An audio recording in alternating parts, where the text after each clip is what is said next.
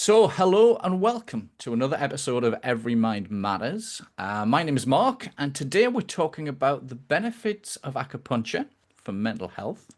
And today I'm here with the lovely Lilja, hope I'm saying that right, who's going to share her expertise. Thank you so much for joining us. Well, thank you for having me. You're welcome. You're welcome. Okay, so it was interesting when we first connected that I'd not thought about acupuncture for mental health.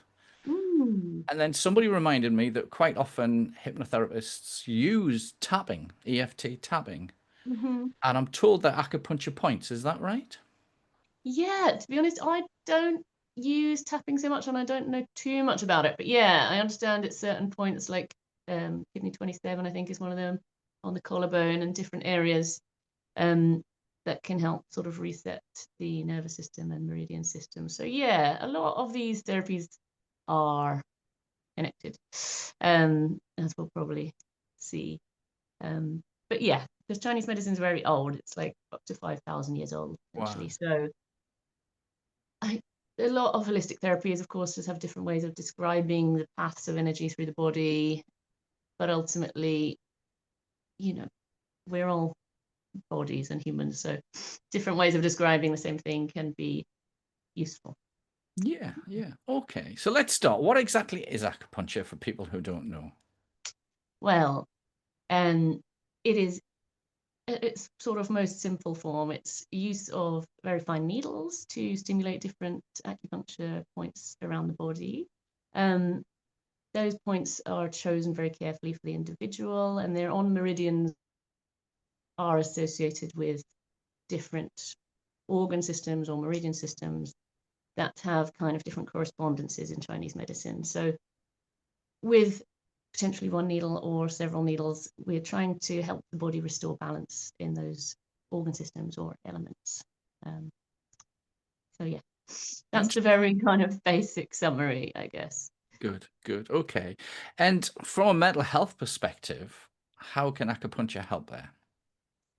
Well, with Chinese medicine and again with the other holistic therapies, everything is connected. You know, the mind is not separated from the body. Um, so we're always looking at things from that kind of interconnected perspective. You know, on a more modern sense or Western sense, we can be helping rebalance the nervous system, support the vagal tone, heart rate variability, circulation of fluids and blood and everything. But we're looking at it from a different perspective.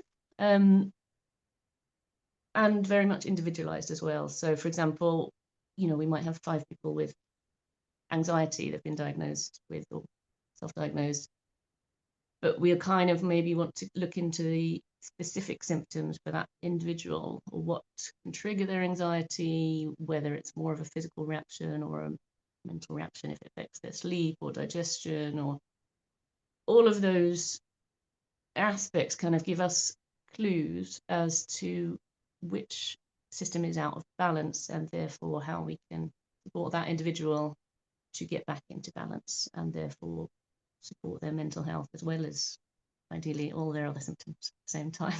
Good. I like what you said there because a common thing we get is people approach us and say, I've got anxiety.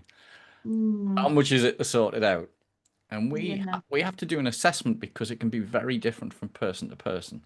absolutely. Yeah, exactly. So some people they get like massive panic attacks or palpitations. For some people, it's kind of more a sense of general angst or hypervigilance. For some people, as I say, it's kind of thoughts going round and round and round. They can't stop or catastrophizing. And yeah, as I say, all of those are kind of clues as to how we can best support them to rebalance that rather than just taking the pill that will hopefully blunt things. We want to really kind of try and get to the bottom of things so that their system can be supported. Yeah, yeah, yeah, I like that because there are so many. This is what the doctors seem to do: is they just give one pill that helps everybody. And Yeah. actually, when we work with those clients, we find it doesn't seem to help anybody, or not very many. And that individual Mm. sort of And of course, response all the by the side effects that we want to avoid, you know, and each of those medications can have various obvious side effects, but also can affect your gut microbiome, your nutrient assimilation. So, you know, we can support that as well, rather than depleting it. So, and as we know more and more, how much the gut microbiome affects your mental health. So again, modern research is coming back to the interconnectedness in a way. But yeah, so if we can help them without any of these side effects, and almost the opposite, the side effects are usually beneficial, then let's do it. Yeah, yeah. So you mentioned Chinese medicine. Is that very big on acupuncture, or has it got a lot of other parts to it as well? So Chinese medicine is where acupuncture originated. Chinese medicine also includes Chinese medicine herbs. It includes cupping, it includes gua sha, it includes some other modalities, tui na, qigong, certain types of breath work. So as I say, that's where it originated. I basically just do the acupuncture side of things with some dietary therapy that is from a Chinese medicine perspective. As I say, I focus on acupuncture. I don't do the herbs. That's a whole another amazing specialism. But there's also a lot of acupuncture that has kind of been evolved since then. So there's different styles of acupuncture. There's the more classical, traditional Chinese medicine style. There's lots of Japanese styles of acupuncture, Korean styles. And I mainly now work with a style called neoclassical acupuncture, which is kind of going back to the classics, but interpreting them in a different way. And this is where we're using minimal needles, as I say, sometimes just one needle, and getting instant feedback from the body to ensure that we've chosen the right point and that the body is responding as we would. So it's very exciting. Good. So what sort of mental health issues can acupuncture help with? What can't it help with? So I work with people, like I say, from a whole spectrum. So a lot of people with anxiety, insomnia, I guess they're the kind of more common ones, which, as you know, as you say, is like a whole spectrum of things anyway. But depression, of course, trauma, CPTSD. Some people come with more hormonal, emotional issues like PMDD or premenstrual issues or perimenopause, menopause. So kind of the whole spectrum, really. Some people, with neurodivergence issues that obviously are not illnesses, but we can help support the anxiety or overwhelm that comes alongside those. So yeah, the whole gamut, I suppose. You're covering the whole range. That's Yeah, basically. impressive, yeah. Because there's an awful lot of mental health issues that one of the things we've seen now is the NHS don't seem to be able to help people as much as people are trying within that sort of organization. And we're seeing a lot of people with depression and severe anxiety or PTSD that really aren't getting the help. And it's good that there's more alternatives out there. Are there any that seem to work better or less for certain mental health issues?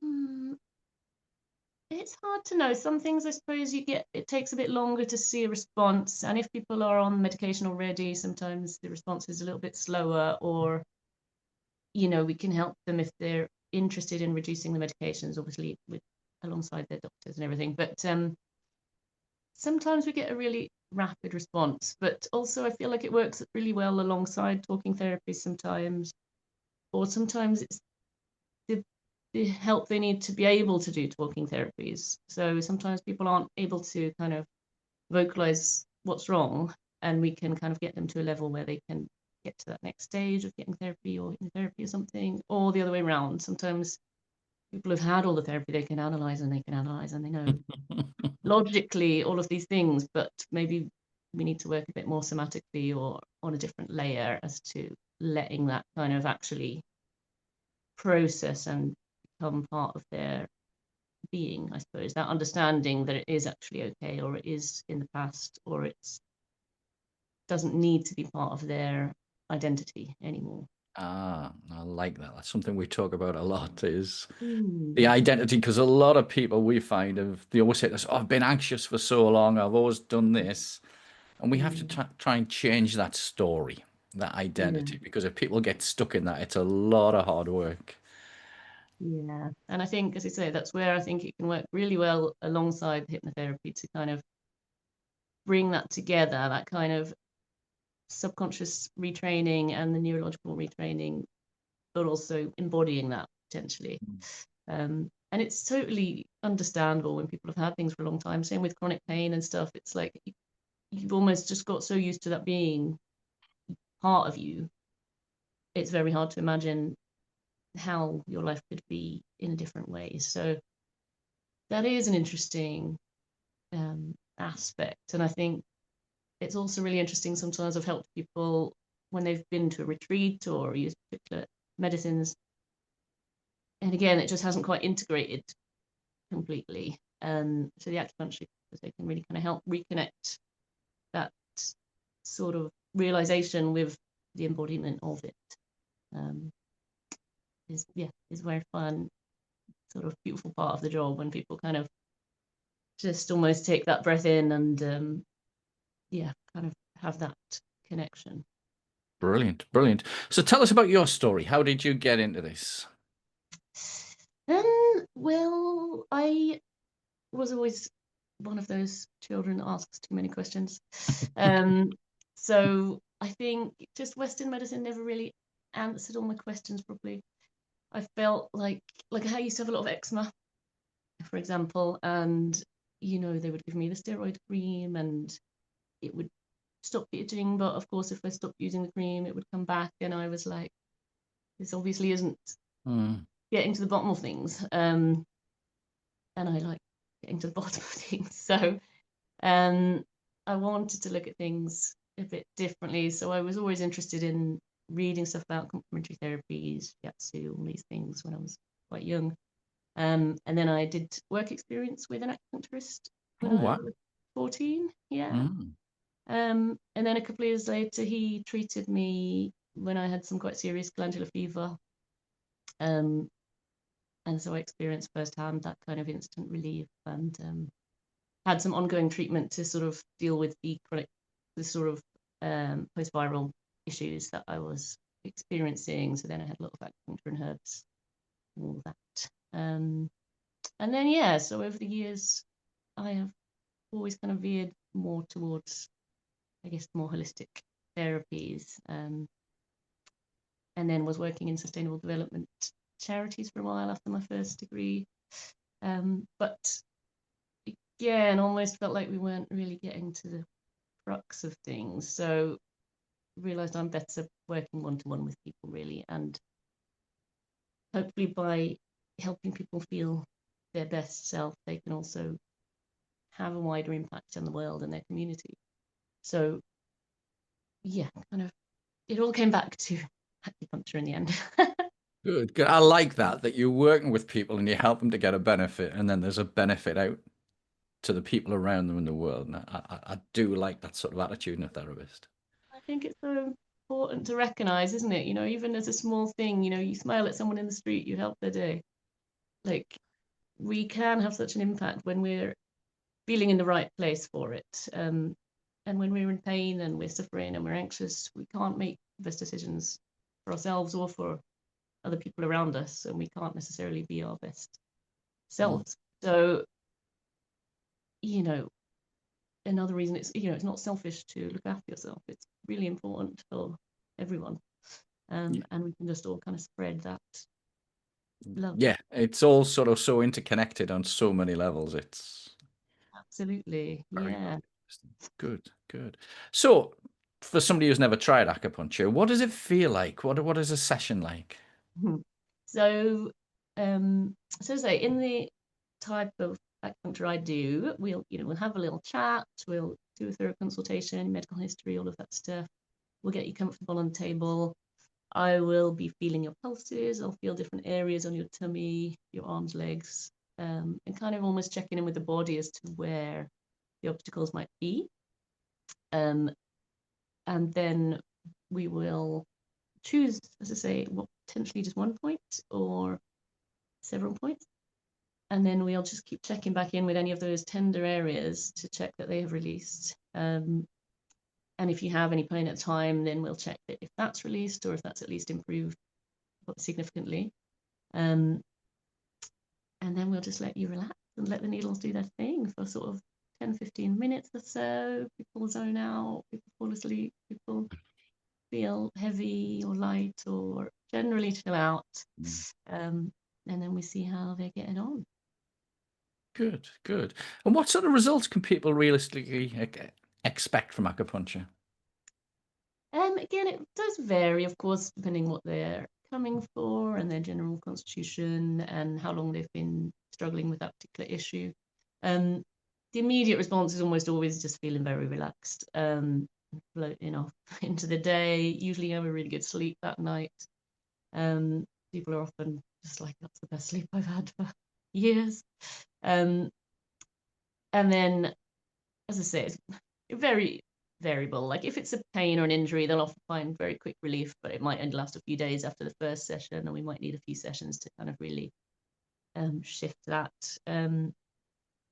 If it's more of a cyclical hormonal thing, then of course we need to work with people a little bit longer to be able to even check in, with how it's going with the cycles. But generally, hopefully, they just notice that nervous system being a bit clearer and lighter. And as I say, being able to kind of make better decisions, feel a bit less overwhelmed, less anxious, and things kind of gradually just become easier. Good, good. And would you class this as a standalone treatment, or is it more of a used as a complementary sort of thought process? It can be either. It can work very well alongside other treatments or other modalities, but it definitely can be a standalone treatment as well. I mean, I usually give some kind of lifestyle or dietary advice. I'm not a nutritionist or anything, but from the Chinese medicine perspective of what things might support the imbalance that I have potentially diagnosed.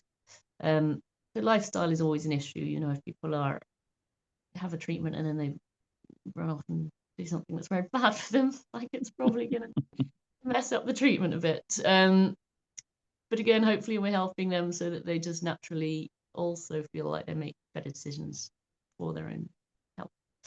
So yeah, so it can be either. Of course, if people are already taking medications or herbs, then we work alongside those and try and support that balance or support any side effects or ameliorate any side effects. So yeah, it can be either. Yeah, good, good. And are there any side effects? I know with a lot of medication, we can see an awful lot of problems. Where's acupuncture when it comes to side effects or things we should be aware of? Generally, people, as I say, generally feel quite relaxed, have good sleep. Temporarily, people can feel exhausted. So maybe for the first day or so. And I find that especially when people have been kind of running on empty for a while and their adrenals are a bit like this, then sometimes it's kind of that reset to just almost force them to rest for a little bit. Sometimes people, yeah, do feel a little bit unwell afterwards. It's very rare. I try not to create that kind of, detox reaction too much, but sometimes, as I say, people just feel a bit tired or sometimes a little bit achy. Some of the points can feel a bit achy, but generally the side effects are positive. Good, good. And is there any scientific evidence, any research to show how effective this can be? Yeah, there is actually tons of research out there. I don't know if I've got much linked on my page, but there are lots of organizations doing the research, lots of research from China and Japan. But one of the issues, of course, with researching holistic therapies or getting the research published is that, randomized controlled trials are the gold standard for research, supposedly, but they are designed for pharmaceuticals. So if you're not doing like a one size fits all treatment, it's very difficult to do that kind of double blinded placebo controlled trial, because you can't just have like 100 migraine patients and give them the same treatment and expect the best results, because you need that, patient practitioner individualized relationship. But despite that, there are lots of really positive studies about acupuncture. And there's also I've got a laser that I can use instead of a needle. If people really hate needles, but they can't have them for some reason. But the interesting thing with the laser is that you can more easily do the double-blinded controlled trial, because technically I wouldn't know if the laser was on or active. So that's another interesting aspect of acupuncture research that's potentially coming to the forefront. But yeah, there is lots of research. It's been going on a very long time. It's super safe in the right hands. But yeah, there are risks. You need training, in the sense that I do worry now that there's a lot of courses. It's not regulated, acupuncture. Ah, So right. I even posted something today. I'm getting advertised courses that are like 3-day online courses to do acupuncture and dry needling, and you're like, it's a bit, it's a bit scary, because yeah, it's not something you want to go to an untrained practitioner, I would say. It's not massively risky. The needles are tiny and all of these things, but at the same time, you know, I don't think you can get enough training or experience in 3 days or 2 weeks, No. whatever, to be able to give a really good treatment. So yeah. Yeah, well, we saw a similar thing over lockdown. As there was a lot of people sitting there with nothing to do, and they started to go and enroll on courses, Mm. especially in hypnotherapy and NLP. And yeah, same sort of thing. Learn this in a day or 3 days or a week. And they'd then go out and start working with clients. Mm. And then we're getting phone calls off other hypnotherapists saying, I've got this client, I've got this problem, I don't know how to sort it. And it's very, very Mm. basic stuff that should have been covered in decent training. And they're asking you for And advice then to they're get it asking me for advice, expecting it for free, which was really interesting. But we started to see complaints of lots of different industries of the same thing. And like you, hypnotherapy really isn't regulated in the UK. Mm. And anybody can sort of go out and doing it. And it's hard to find which practitioners and therapists are really well qualified and got the experience. And that's Mm. something I think everybody needs to do a bit of research on, Yeah. because there's some people out there with no with no practice time, which is Yeah. really, really scary. It is troubling, yeah. So, yeah, I did a degree course in acupuncture almost 20 years ago.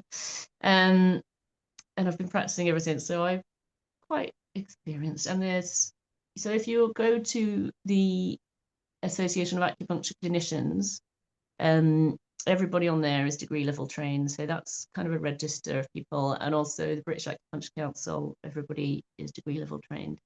But yeah, there's other registers for dry needling or medical acupuncture, which is a bit of a different category. But yeah, those are the ones I'd recommend for people who want to find a qualified person.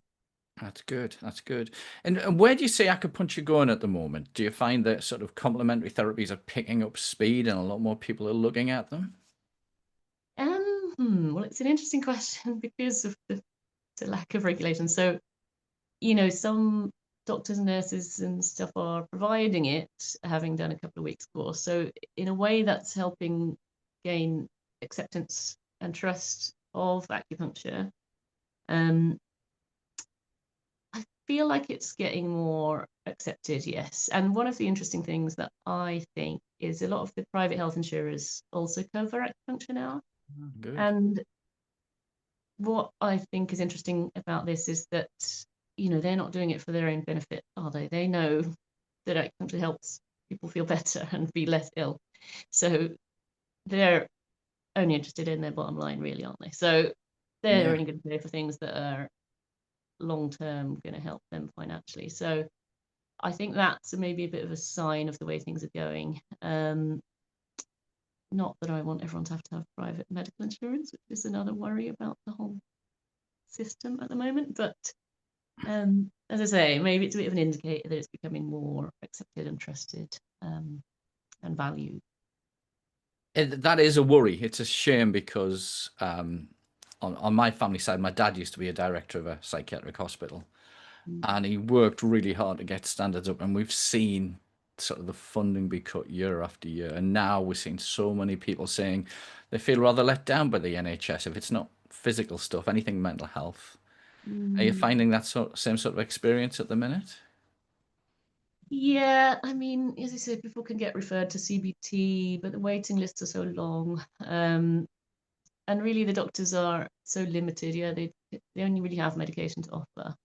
Um, but yeah, I mean, I see people who are usually at the end of their tether for physical things or mental things. They're kind of physical things. They're like, look, I've got an 18-month waiting list until I'm going to get a scan or see a MSK specialist. So maybe you can help me in the meanwhile, and hopefully I do help them, and maybe they can avoid surgery. But the same with all of it, really. Yeah, they've kind of tried this. They've been to the doctor. They've been sort of ignored or sent away, or don't really want to be on medications. So they come to me as a last resort. And I wish Yeah. they would come earlier, but I'm glad I can help them eventually. Yeah, it's a shame that we're kind of end of the line Yeah. for an awful And I lot of people. But understand then, because they but need to try then, the free things, and I wish I could offer it free on the NHS, but yeah. I know it'd be lovely if we could do that, but there's just no funding out there for our sort of work, is there? No, No, unfortunately. no. So, what is it that you do to look after your own mental health? I do as much as I can. I get out in the sea 2 or 3 times a week. I feel like that's been so good for me. Um, Partly because of the community of it, but partly just being out in nature, getting out in the morning, um, walking. I do quite a lot of walking out and about, garden stuff, which I'm very behind on, but I try and grow my veg and herbs and things like that. And yeah, just seeing people. For me, friends and family are so important to my mental health, and I think having a sense of community is so important. And I feel like that's one of the reasons I'm so happy to live up here as well. It's such a good, friendly community. And even building relationships with other practitioners is so great to be able to cross refer and have another layer of community in it that we can sort of look after each other. So those are the main things. I take all my supplements. I try and eat well. I do the thing.